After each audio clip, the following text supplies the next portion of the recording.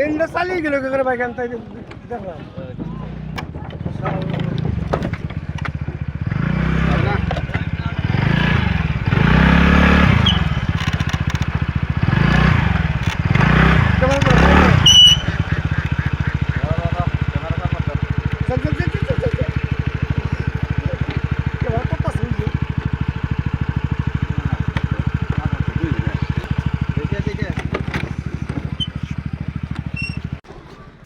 হয় এটাৰ পিছত এটাকৈ বছৰ পাৰ হৈ গৈ আছে কিন্তু ৰাইজৰ যিখিনি সমস্যা হৈ আছে।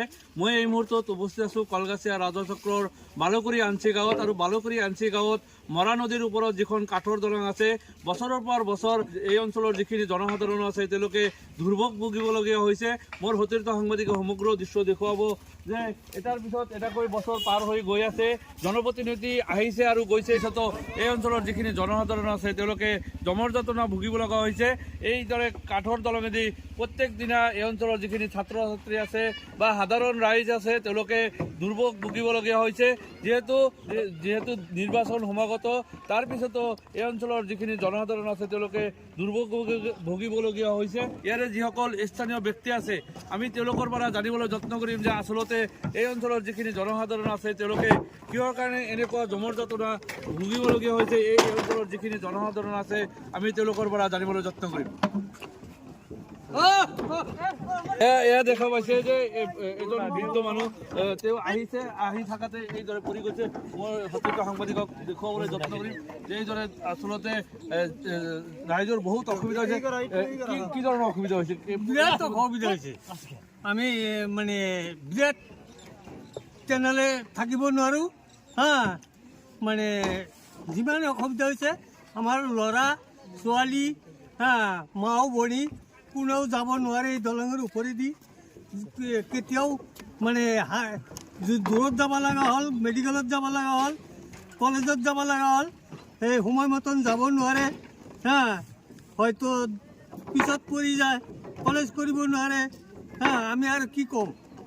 ভোট আহিলেতো ভোট দিয়ে, কিয় জনপ্ৰতিনিধিসকলে কাম নকৰে নেকি? কাম কোনেও নকৰে, কোনো প্ৰতিনিধিয়ে কোনো কাম নকৰে। কি বিচাৰে?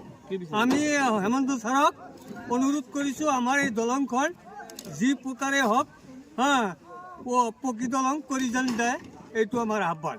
হয়, এয়া এজন পথচাৰী ইতিমধ্যে তেওঁ বাগৰি পৰিছিল এইখন ভঙা ঘাটৰ দলঙত। ইয়াৰে আৰু স্থানীয় ব্যক্তি আছে, আমি তেওঁলোকৰ পৰা জানিবলৈ যত্ন কৰিম আচলতে এইখন দলঙে তেওঁলোকক কি ধৰণৰ জলকলা খুৱাইছে সেয়া আমি জানিবলৈ যত্ন কৰিম। মানে জনপ্ৰতিনিধিৰ ধৰকচোন চব দলঙৰ এই পাৰত, আমাৰ সেইফালে নাই, আমি খালি ভোটহে দিওঁ। গতিকে অসুবিধাটো আমাৰ হৈছে ৰাইজৰ। আৰু যিবিলাক মানুহ পৰি যায় বা হাত ভৰি ভাঙে এইবিলাক আমাৰ এইফালৰ মানুহ।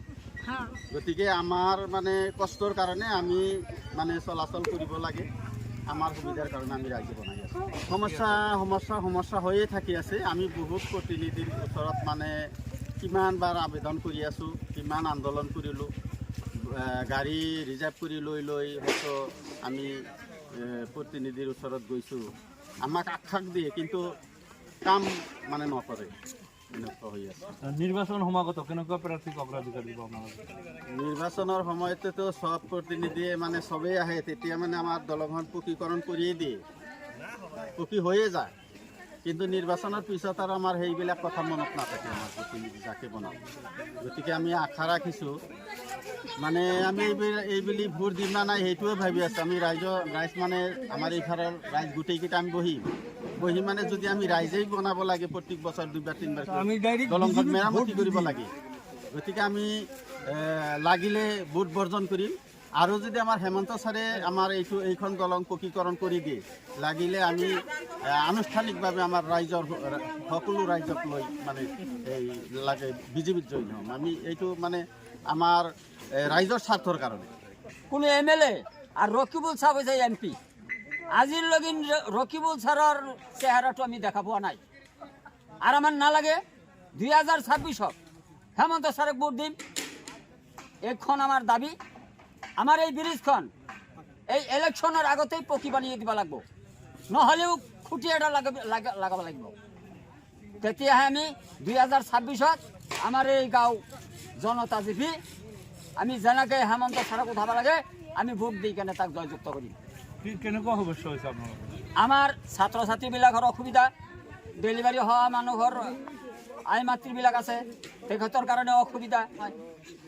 হয়, এয়া আছিল এই অঞ্চলৰ যিখিনি স্থানীয় জনসাধাৰণ আছে তেওঁলোকৰ ভাষ্য। তেওঁলোকে আচলতে এইখন দলং পকীকৰণ হোৱাটো বিচাৰিছে আৰু এই অঞ্চলৰ যিখিনি জনসাধাৰণ আছে তেওঁলোকৰ স্থায়ী সমস্যা সমাধান কৰাৰ ক্ষেত্ৰত চৰকাৰ বা জনপ্ৰতিনিধিসকলক আগভাগ লোৱাৰ কাৰণে তেওঁলোকে দাবী উত্থাপন কৰিছে। ধন্যবাদ।